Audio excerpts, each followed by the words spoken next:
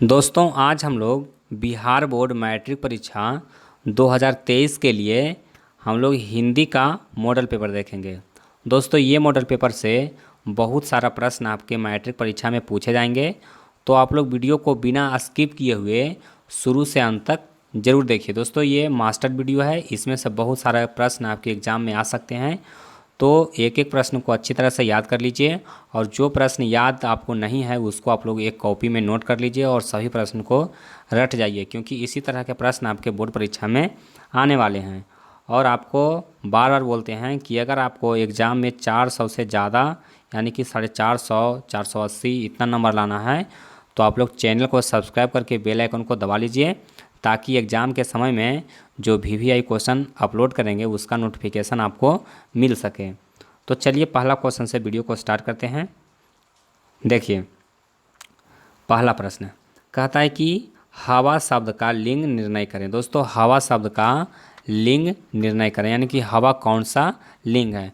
तो देखिए इसका लिंग निर्णय कैसे करेंगे। हवा बहती है, देखिए सेंटेंस बनाने की कोशिश करेंगे। हवा क्या होता है, बहती है, यानी कि हवा कौन सा लिंग है, तो स्त्रीलिंग है। तो हमारा उत्तर क्या हो जाएगा, ऑप्शन ए हो जाएगा स्त्रीलिंग।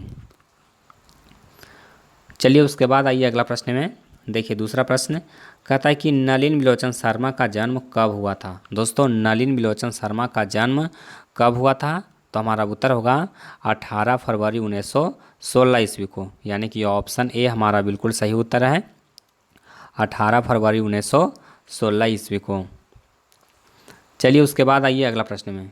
देखिए तीसरा क्वेश्चन कहता है कि सेन साहब को कितनी लड़कियां हैं। दोस्तों सेन साहब की कितनी लड़कियां हैं, तो सेन साहब की 5 लड़कियां हैं और एक लड़का है जिसका नाम क्या है, खोखा है। तो यहाँ पर हमारा उत्तर क्या होगा, ऑप्शन डी होगा, 5 लड़कियां। चलिए उसके बाद आइए अगला प्रश्न में। देखिए कहता है कि अग्रजा शब्द में प्रत्यय है। दोस्तों अग्रजा शब्द में कौन सा प्रत्यय है, तो देखिए अग्रजा में आप प्रत्यय है। कौन सा प्रत्यय है, आप प्रत्यय है, यानी कि ऑप्शन डी हमारा बिल्कुल सही उत्तर है। चलिए उसके बाद आइए अगला प्रश्न में। देखिए कहता है कि मदन किसका बेटा है। दोस्तों मदन किसका बेटा है, तो मदन गिरधर लाल का बेटा है। किसका बेटा है, गिरधर लाल का। यानी कि अगर आप लोग कहानी बढ़िया से पढ़े होंगे तो आपको पता होगा, ये सब प्रश्न आपको याद करने का ज़रूरत नहीं है, कहानी सिर्फ समझ लीजिए, पढ़ लीजिए, ये सब क्वेश्चन है वो ऑटोमेटिक क्लियर हो जाएगा। चलिए उसके बाद आइए अगला प्रश्न। देखिए छठा प्रश्न बहुत ही इंपॉर्टेंट है, तो इसको आप लोग अच्छी तरह से समझ लीजिए और इसको रट लीजिए। देखिए कहता है कि महारानी विक्टोरिया के द्वारा नाइट की उपाधि प्रदान की गई थी। यानी कि महारानी विक्टोरिया के द्वारा नाइट की उपाधि किसे प्रदान की गई थी। तो देखिए आपको ऑप्शन दिया हुआ, ए में यतीन्द्र मिश्र को, बी है मैक्स मुलर को, सी है महात्मा गांधी को और डी है भवानी शंकर त्रिवेदी को।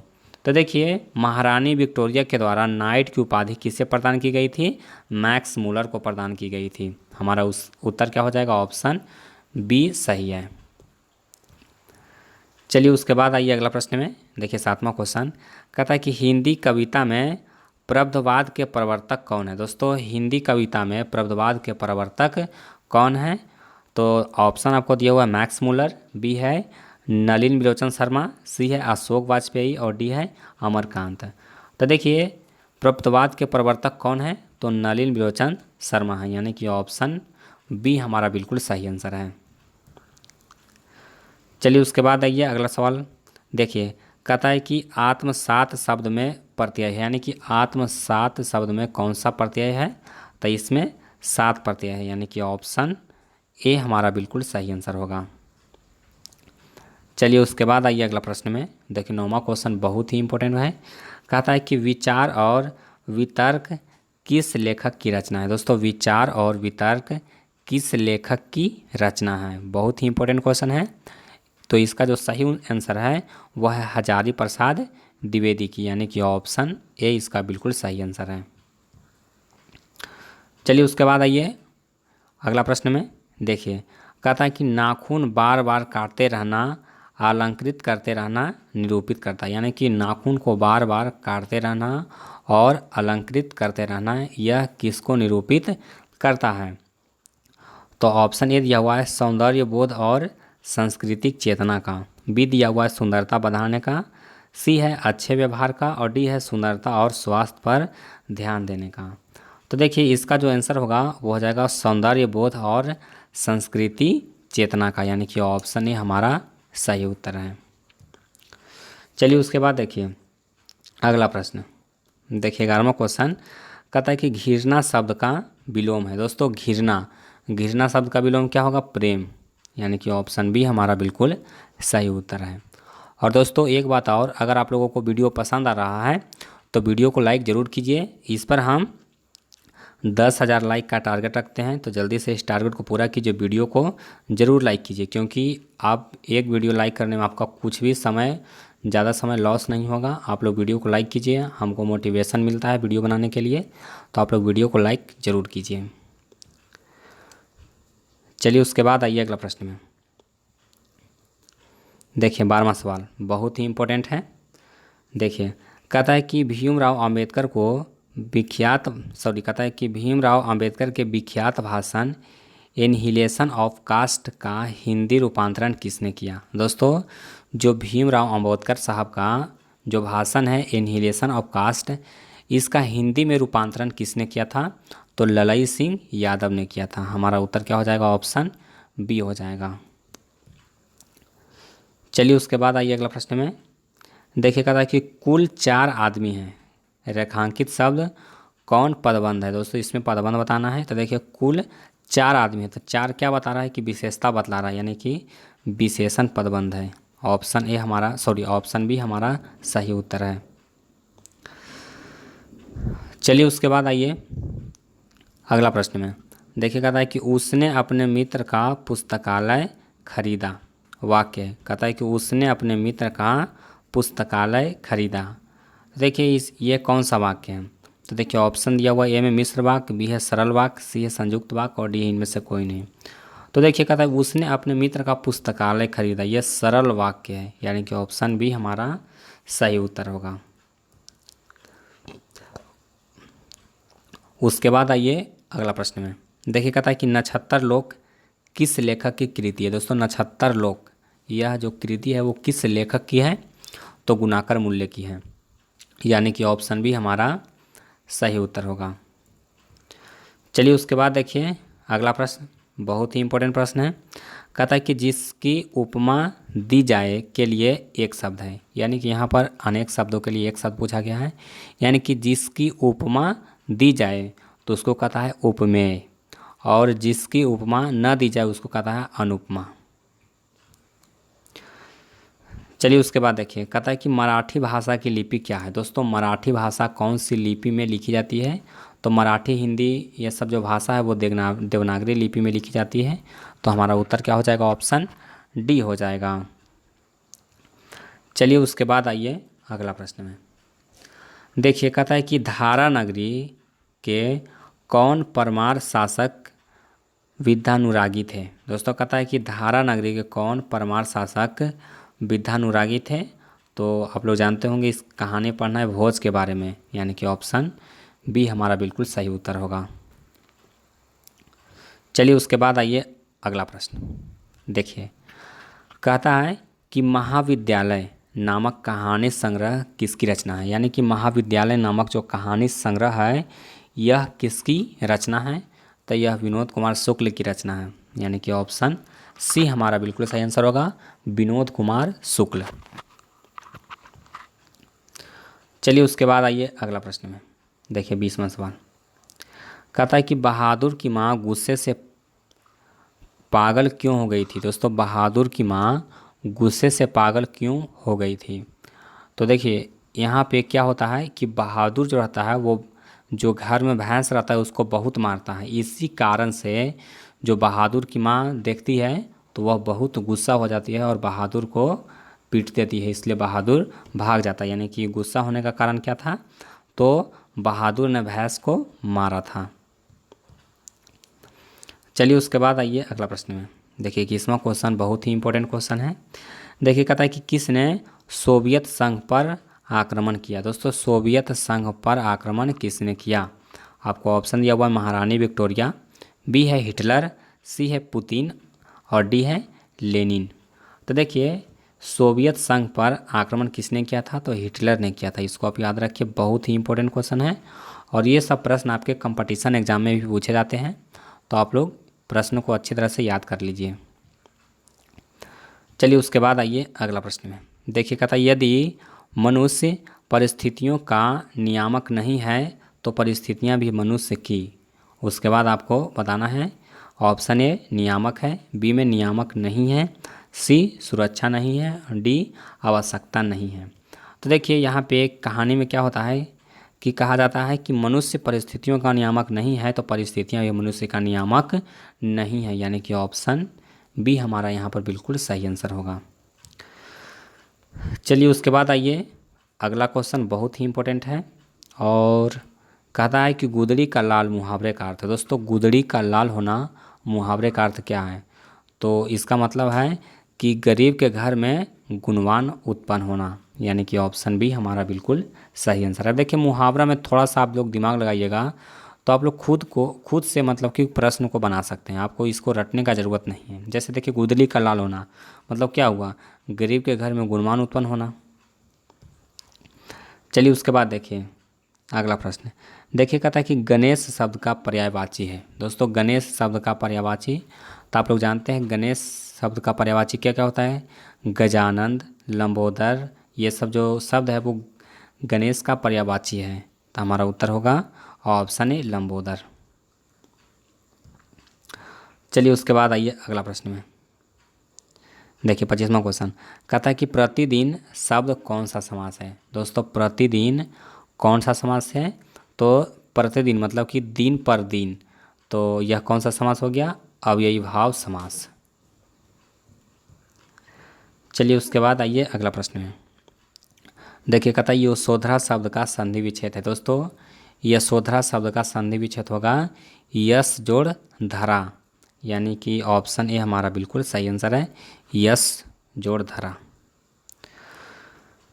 उसके बाद आइए अगला प्रश्न में। देखिए कहता है कि इनमें शुद्ध वाक्य कौन है? शुद्ध वाक्य आपको पहचानना है। तो देखिए कहता है कि शब्द तो केवल संकेत मात्र है, बी कहता है कि शब्द तो केवल संकेत है, सी है शब्द तो केवल संकेत मात्र ही है, और डी है इनमें से कोई नहीं। तो देखिए ये क्वेश्चन है वो बहुत आसान है, आप लोग खुद से इसको बता सकते हैं। आप लोग बताइए कि इनमें से कौन सा जो लिखा हुआ है वो सही वाक्य है। तो आप लोग जल्दी से इसका आंसर कमेंट बॉक्स में दीजिए, इसका सही आंसर क्या है। और अगर आप लोग नहीं जानते हैं तो आप लोग कमेंट में जाकर के देख लीजिए, आपको आंसर मिल जाएगा। उसके बाद आइए अगला प्रश्न में। देखिए कहता है कि कवि घनानंद किस बादशाह के यहाँ मीर मुंशी का काम करते थे? दोस्तों कहता है कि कवि घनानंद था जो किस बादशाह के यहाँ मीर मुंशी का कार्य करता था? तो हमारा आंसर होगा मोहम्मद शाह रंगीले, यानी कि ऑप्शन बी हमारा बिल्कुल सही आंसर है। चलिए उसके बाद आइए अगला प्रश्न में। देखिए कहता है कि जन्म के 6 घंटे बाद किनकी माता का देहांत हो गया था? दोस्तों जन्म के 6 घंटे बाद किनकी माता का देहांत हो गया था? आपको ऑप्शन दिया हुआ ए में गुरु नानक, बी है सुमित्रा नंदन पंत, सी है रामधारी सी दिनकर, और डी है प्रेमघन।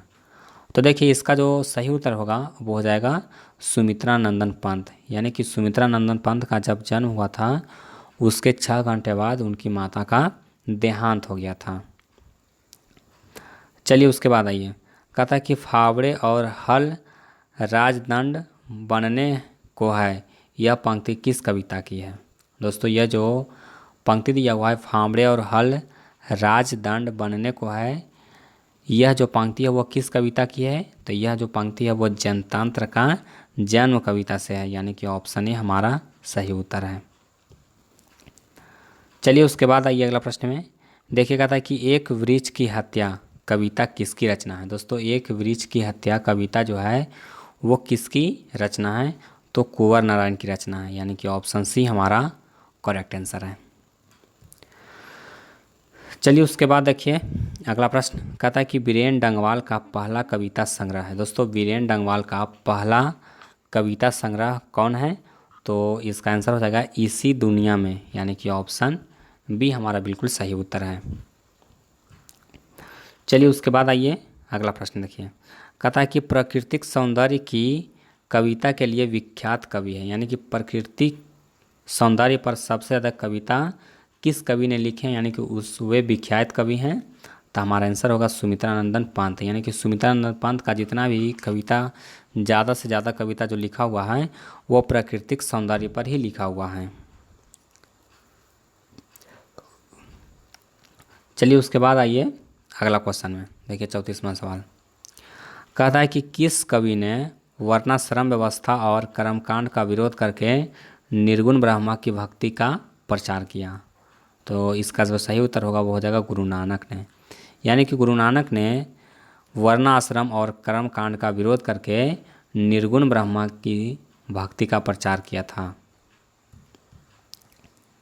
चलिए उसके बाद आइए नेक्स्ट क्वेश्चन में, देखिए कहता है कि नगर संवेदना के कवि हैं, यानी कि नगर संवेदना किस कवि के द्वारा लिखा गया है, तो कुंवर नारायण के द्वारा लिखा गया है। बहुत ही इंपॉर्टेंट क्वेश्चन है, हमारा उत्तर क्या होगा, ऑप्शन सी होगा। उसके बाद आइए अगला प्रश्न में, देखिए कहता है कि दुर्दांत मानवीय विभीषिका का चित्रण करने वाली कविता है। दोस्तों दुर्दांत मानवीय विभीषिका का चित्रण करने वाले कविता कौन है, तो हिरोशिमा है। ऑप्शन ए हमारा बिल्कुल सही उत्तर है। चलिए उसके बाद आइए अगला प्रश्न में, देखिए 37वां क्वेश्चन बहुत ही इंपॉर्टेंट प्रश्न है। कहता है कि गुरु नानक के पद हैं, तो देखिए गुरु नानक के पद कौन है, तो राम भक्तिमय गीत, यानी कि ऑप्शन ए हमारा बिल्कुल सही उत्तर होगा। चलिए कहता है कि रसखान द्वारा कृष्ण लीला का गान किया गया, रसखान द्वारा कृष्ण लीला का गान किया गया वो किस में किया गया, तो ऑप्शन ने दिया हुआ पदों में, बी है घनाक्षरी में, सी है दोहों में और डी है सवैयों में। तो देखिए इसका जो आंसर होगा वो होगा घनाक्षरी में, यानी कि ऑप्शन बी हमारा सही उत्तर है। चलिए उसके बाद आइए अगला प्रश्न में, देखिए कहता है कि कवि प्रेमघन द्वारा अधिकांश काव्य रचना किस भाषा में की गई है। दोस्तों कवि प्रेमघन द्वारा अधिकांश काव्य रचना किस भाषा में की गई है, तो जो सबसे ज़्यादा किस भाषा में किया गया है, तो ब्रज भाषा और अवधि में। तो ऑप्शन बी हमारा सही उत्तर होगा। चलिए उसके बाद आइए कहता है कि स्वर्ण किरण किस कविता की रचना है। दोस्तों किस कवि की रचना है, स्वर्ण किरण है वो किस कवि की रचना है, तो ये भी सुमित्रानंदन पंत की रचना है, यानी कि ऑप्शन सी हमारा करेक्ट आंसर है। उसके बाद आइए अगला प्रश्न में, देखिए कहता है कि आत्मजयी नामक प्रबंध काव्य किस कवि द्वारा लिखा गया है, तो इसका जो आंसर होगा वो हो जाएगा कुंवर नारायण के द्वारा, यानी कि ऑप्शन सी इसका भी सही उत्तर है।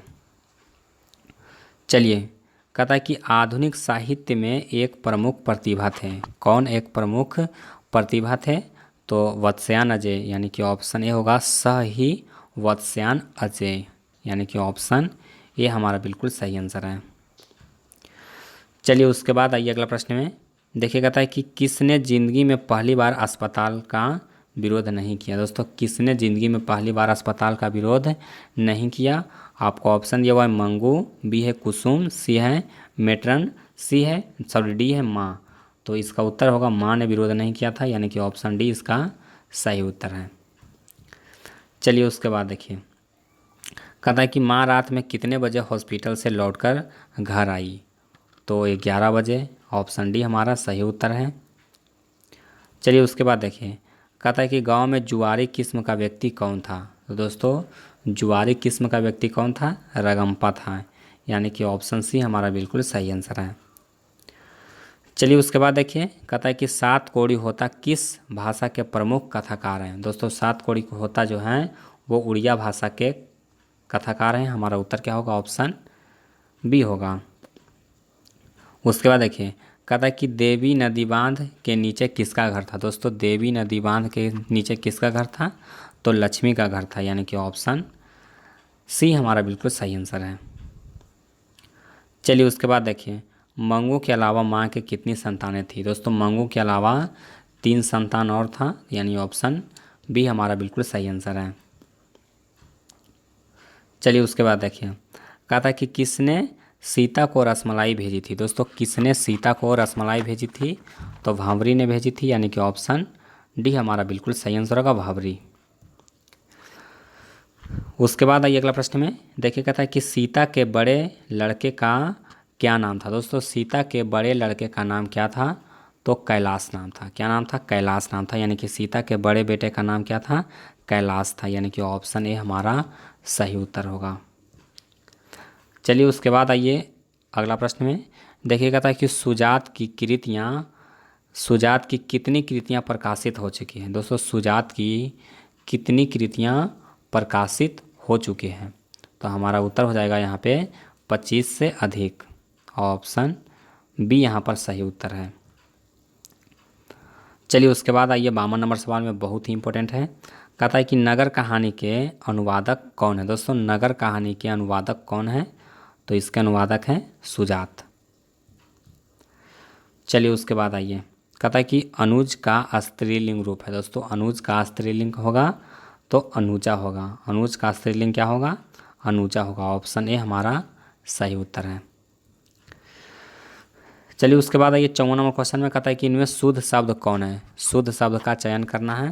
तो देखिए आपको अधीन इसमें कौन सा शुद्ध लिखा हुआ है, तो ऑप्शन बी हमारा यहाँ पे बिल्कुल सही आंसर होगा। बी में जो अधीन है वो बिल्कुल सही लिखा हुआ है। उसके बाद आइए अगला प्रश्न, कहता है कि दास शब्द का पर्यायवाची है। दोस्तों दास शब्द का पर्यायवाची होगा चाकर। क्या होगा, चाकर। यानी कि नौकर चाकर आप लोग जानते होंगे, तो दास किसको कहते हैं, नौकर को ही कहते हैं। इसका पर्यायवाची पूछा गया, यानी कि समानार्थक शब्द, तो नौकर चाकर सब एक ही है।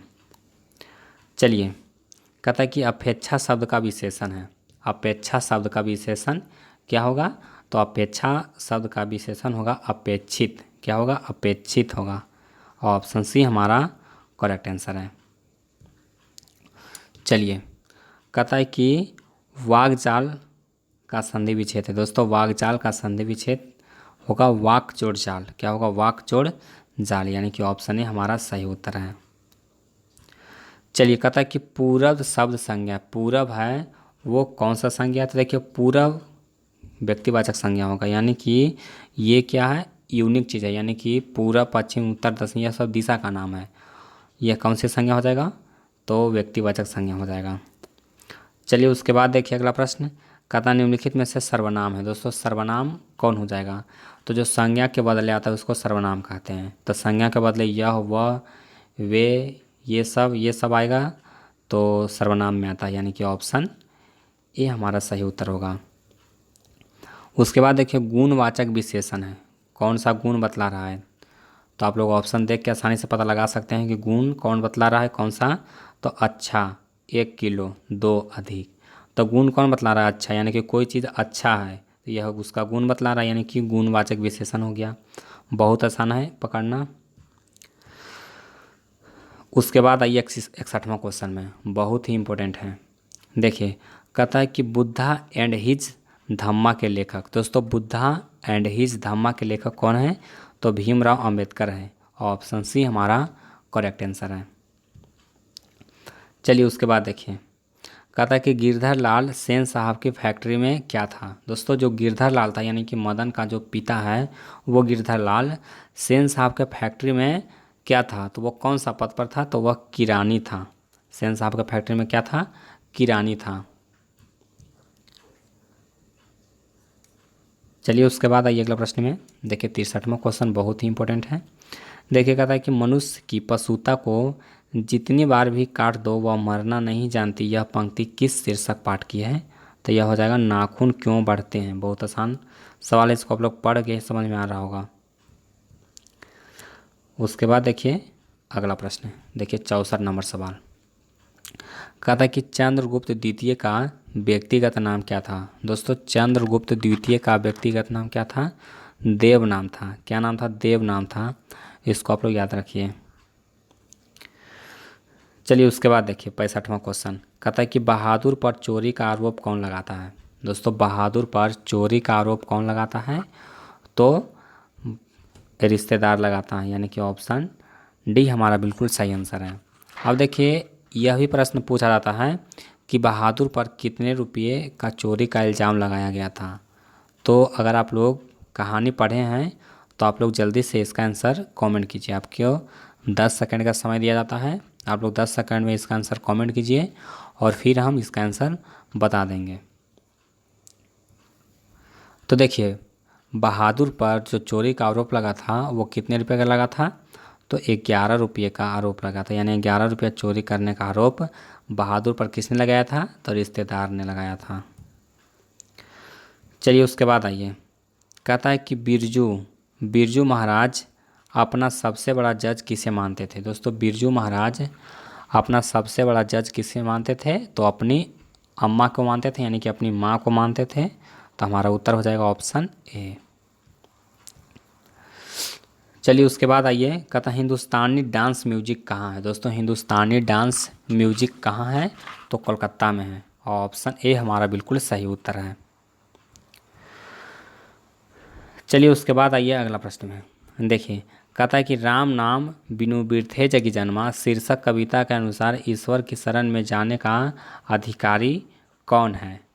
तो इसका जो सही उत्तर होगा वो हो जाएगा जिसका अंतःकरण निर्मल हो, यानी कि ऑप्शन डी हमारा बिल्कुल सही उत्तर है। चलिए उसके बाद आइए अगला प्रश्न में, देखिए अगला प्रश्न कहता है कि रसखान किस सैकड़ों इंद्रलोक को नौछावर करने की बात करता है? दोस्तों, कहता है कि रसखान किस पर सैकड़ों इंद्रलोक को नौछावर करने की बात करता है? तो हमारा उत्तर होगा करील की कुंजों पर, यानी कि ऑप्शन ए हमारा बिल्कुल सही उत्तर है। चलिए उसके बाद आइए अगला प्रश्न में, कहता है कि नादिर शाह के सैनिकों ने किसे मार डाला? दोस्तों, नादिर शाह के सैनिक ने किसको मार डाला था? तो घनानंद को मार डाला था, यानी कि ऑप्शन बी हमारा बिल्कुल सही उत्तर होगा। चलिए उसके बाद आइए अगला प्रश्न में, देखिए कहता है कि सुमित्रा नंदन पंत रचित भारत माता शीर्षक कविता कहाँ से संकलित है? दोस्तों, जो सुमित्रा नंदन पंत के द्वारा भारत माता जो कविता है वो कहाँ से संकलित है? तो ग्राम्या से संकलित है। कहाँ से संकलित है? ग्राम्या से। ऑप्शन बी हमारा बिल्कुल सही उत्तर होगा। देखिए कहता है कि अज्ञेय किस काव्य धारा के कवि हैं? दोस्तों, अज्ञेय किस काव्य धारा के कवि हैं? तो हमारा उत्तर होगा प्रयोगवाद, यानी कि ऑप्शन बी हमारा बिल्कुल सही आंसर है। चलिए उसके बाद आइए अगला प्रश्न में, देखिए कहता है कि एक वृक्ष की हत्या शीर्षक पाठ में दूर से कौन ललकारता है? दोस्तों, एक वृक्ष की हत्या शीर्षक पाठ में दूर से कौन ललकारता है? तो यहाँ पे हमारा उत्तर होगा वृक्ष रूपी चौकीदार ललकारता है, यानी कि ऑप्शन सी हमारा बिल्कुल सही आंसर है। चलिए उसके बाद देखिए कहता है कि कवि रेनर मारिया रिल्के द्वारा शानदार लब्धा गिर जाने का बात करता है, यानी कि किसका शानदार लब्धा गिर जाने का बात करता है? तो यहाँ पर हमारा उत्तर हो जाएगा प्रभु का। ऑप्शन ए हमारा बिल्कुल सही आंसर है। चलिए उसके बाद आइए अगला प्रश्न में, हिंदी ग्रामर का क्वेश्चन है। देखिए कहता है कि ख का उच्चारण स्थान क्या है? दोस्तों, ख, तो देखिए क कंठ, ख भी कंठ, यानी कि जितना क ख ग घ ये सब है वो इसका उच्चारण स्थान कहाँ है? कंठ है। चलिए उसके बाद आइए नेक्स्ट क्वेश्चन में, कहता है कि सरोज शब्द का संधि विच्छेद है। दोस्तों, सरोज शब्द का संधि विच्छेद कौन हो जाएगा? तो सरह जोड़ ज हो जाएगा। ऑप्शन सी हमारा सही आंसर है, सरह जोड़ जड़ ज। चलिए उसके बाद देखिए इनमें शुद्ध शब्द है क्षमा, चिन्ह, छत्र और गणित। तो इसमें शुद्ध कौन लिखा हुआ है? तो देखिए इसमें जो शुद्ध लिखा हुआ है वो गणित लिखा हुआ, आप लोग जानते हैं। आप लोग देख को ही लग रहा था, यह इसको देखिए आपको लगेगा कि यही शब्द है वो शुद्ध लिखा हुआ। चिन्ह, देखिए चिन्ह जो होता है वो किस तरह से लिखा था? ची न और ह में इस तरह से रहता है, चिन्ह इस तरह से लिखा था। चलिए उसके बाद आइए, कहता है कि सिंधु शब्द कौन सा संज्ञा है? दोस्तों, सिंधु, तो सिंधु क्या है? एक नदी है और ये नदी का नाम है, यानी कि यह व्यक्तिवाचक संज्ञा है। तो ऑप्शन ए हमारा बिल्कुल सही उत्तर होगा। चलिए उसके बाद आइए अगला प्रश्न में, देखिए कहता है कि नियम शब्द का स्त्रीलिंग नियम शब्द का लिंग निर्णय करें। देखिए नियम का लिंग निर्णय करेंगे तो क्या है? नियम बनता है, यानी कि नियम को तोड़ दिया। कैसा, कौन सा शब्द हो गया? पुल्लिंग हो गया, यानी कि ऑप्शन ए हमारा बिल्कुल सही आंसर होगा। नियम का पालन करो, इसको देखिए लिंग निर्णय कैसे करेंगे? नियम का पालन करना चाहिए, यानी कि यह कौन सा लिंग हो गया, पुल्लिंग हो गया। उसके बाद आइए अगला प्रश्न में, कहता है कि सभापति का स्त्रीलिंग रूप है। दोस्तों सभापति का स्त्रीलिंग रूप कौन सा होगा, सभानेत्री हो जाएगा। क्या हो जाएगा, सभानेत्री, यानी कि ऑप्शन बी हमारा बिल्कुल सही उत्तर है। उसके बाद आइए अगला प्रश्न में, कहता है कि मैं कल दिल्ली जाऊंगा कौन काल है। दोस्तों मैं कल दिल्ली जाऊंगा, यानी कि यह भविष्य काल है, फ्यूचर टेंस है। हमारा उत्तर क्या होगा, ऑप्शन सी होगा। उसके बाद आइए कहता है कि गृह प्रवेश कौन समास है। दोस्तों गृह प्रवेश कौन सा समास है, तो यह तत्पुरुष समास है, यानी कि ऑप्शन सी हमारा बिल्कुल सही आंसर है। उसके बाद आइए अगला प्रश्न में, देखिए कहता है सुख शब्द का पर्यायवाची है। दोस्तों सुख शब्द का पर्यायवाची कौन होगा, तो सुख का पर्यायवाची होगा प्रसन्नता, प्रसन्नता, यानी कि ऑप्शन बी हमारा सही उत्तर है। चलिए कहता है कि छूत का विलोम है। दोस्तों छूत का विलोम क्या हो जाएगा, अछूत। छूत का विलोम क्या होगा, अछूत होगा। चलिए उसके बाद आइए अगला प्रश्न में, कहता है कि दांत काटी रोटी मुहावरे का अर्थ है। दोस्तों दांत काटी रोटी का मुहावरे का अर्थ क्या होता है, गहरी दोस्ती। क्या होता है, गहरी दोस्ती, यानी कि ऑप्शन बी हमारा सही उत्तर है। चलिए उसके बाद देखिए कहता है कि उग्रा शब्द का विलोम है। दोस्तों उग्रा शब्द का विलोम क्या होगा, तो उग्रा शब्द का विलोम होगा सौम्य। क्या होगा, सौम्य। चलिए कहता है कि श्याम सुंदर कौन समास है। दोस्तों श्याम सुंदर कौन समास है, तो यह कर्मधारय समास है। कौन सा समास है, कर्मधारय समास है। उसके बाद आइए अगला प्रश्न में, कहता है इनमें कौन तत्सम है। दोस्तों तत्सम किसको कहते हैं, तो देखिए तत्सम इसमें कौन है, तो लोटा, कटोरा, कर्पूरी और कोयल। तो देखिए इसका आंसर हो जाएगा ऑप्शन सी। अब आप लोग बताइए कि तत्सम किसे कहते हैं, आप लोग डिफिनेशन जानते हैं तो आप लोग कमेंट बॉक्स में इसका जवाब दे सकते हैं। चलिए उसके बाद आइए कहता है कि अंधों में काना राजा लोकोती का अर्थ है, यानी कि अंधों में काना राजा, ये जो लोकोती प्रचलित है इसका मतलब क्या होता है, इसका मतलब होता है मूर्खों में कुछ पढ़ा लिखा व्यक्ति, यानी कि ऑप्शन ए हमारा सही उत्तर है। चलिए उसके बाद आइए अगला प्रश्न, कहता है कि सादर का विलोम है। दोस्तों सादर का विलोम क्या होता है, तो सादर का विलोम होता है निरादर, यानी कि ऑप्शन बी हमारा सही उत्तर है। चलिए उसके बाद आइए अगला प्रश्न में, देखिएगा तो दसमुख कौन समास है। दोस्तों दसमुख कौन समास है, तो दसमुख हो जाएगा बहुव्रीहि समास। देखिए दसमुख किसको कहते हैं, रावण को कहते हैं, और किसी अन्य संज्ञा शब्द का अर्थ निकल रहा है, यहाँ पर हो जाएगा रावण। जैसे त्रिलोकीनाथ, जैसे शिव, शिव किसको कहेंगे, तो शंकर जी को कहेंगे, तो यह कौन सा समास हो जाएगा, बहुव्रीहि समास हो जाएगा। जैसे एक और बताते हैं कि चक्रपाणी, ये सब कौन सा समास है, तो बहुव्रीहि समास है। चलिए उसके बाद आइए अगला प्रश्न में, देखिए 92 नंबर सवाल बहुत ही इंपॉर्टेंट सवाल है। देखिए कहता है कि अपनों से बड़ों का आदर करना उचित है, किस सर्वनाम का उदाहरण है, यह निजवाचक सर्वनाम का उदाहरण है, यानी कि ऑप्शन सी हमारा बिल्कुल सही आंसर होगा। उसके बाद आइए अगला प्रश्न में, कहता है कि परीक्षा शब्द का लिंग निर्णय करें। दोस्तों परीक्षा शब्द का लिंग निर्णय करें, तो परीक्षा कौन सा लिंग है, तो स्त्रीलिंग है। उसके बाद आइए अगला प्रश्न में, कहता है कि उदर का संधि विच्छेद है। दोस्तों उदर शब्द का संधि विच्छेद क्या होता है, उत जोड़ आय। क्या होता है, उत जोड़ आय। उसके बाद आइए अगला प्रश्न में, कहता है निवास शब्द में उपसर्ग है। दोस्तों निवास शब्द में कौन सा उपसर्ग है, तो नी उपसर्ग है। कौन सा उपसर्ग है, नी उपसर्ग, यानी कि ऑप्शन ए हमारा बिल्कुल सही उत्तर है। चलिए उसके बाद आइए अगला प्रश्न, कहता है कि धरती कब तक घूमेगी, शीर्षक पाठ में सवाल किस चीज़ का है। दोस्तों धरती कब तक घूमेगी में किस चीज़ का सवाल है, रोटी का सवाल होता है, यानी कि ऑप्शन सी हमारा बिल्कुल सही आंसर है। उसके बाद आइए अगला प्रश्न में, देखिए कहता है कि वली अमाल ने बेटी को ठीक होने के लिए किस मंदिर में मन्नत मांगा था। दोस्तों किस मंदिर में, तो वैदिक शरण में, यानी कि ऑप्शन बी हमारा बिल्कुल सही आंसर होगा, वैदिक शरण। चलिए उसके बाद आइए अगला प्रश्न में, देखिए कहता है कि कटक शहर को बाढ़ से बचाने के लिए किसने पत्थर का बांध बनवाया था। दोस्तों कटक शहर को बाढ़ से बचाने के लिए किसने पत्थर का बांध बनवाया था, तो इसका आंसर होगा महाराज यताति किशोरी ने, यानी कि ऑप्शन सी हमारा बिल्कुल सही आंसर है। चलिए उसके बाद आइए अगला प्रश्न 99 नंबर सवाल, देखिए कहता है कि नगर शीर्षक पाठ में आम्रराज को कितने नंबर का कमरा दिखाने के लिए कहा गया? तो दोस्तों इसका उत्तर होगा 48 नंबर का। ऑप्शन सी हमारा बिल्कुल सही आंसर है। अब दोस्तों अगर आप लोग 99 तक देख लिए हैं, यानी कि आप लोगों को वीडियो पसंद आ रहा है, तो आप लोग वीडियो को लाइक करके ज़रूर जाइएगा और सभी स्टूडेंट अपने दोस्तों में व्हाट्सएप ग्रुप में जहाँ जहाँ 10वां के स्टूडेंट हैं उन सभी को ये वीडियो ज़रूर शेयर कीजिएगा। उसके बाद हम लोग लास्ट क्वेश्चन देख लेते हैं 100वां। देखिए कहता है कि मंगमा की बहू का क्या नाम था? दोस्तों मंगमा की बहू का नाम क्या था? नजमा था। क्या था? नजमा नाम था, यानी कि ऑप्शन ए हमारा बिल्कुल सही उत्तर है।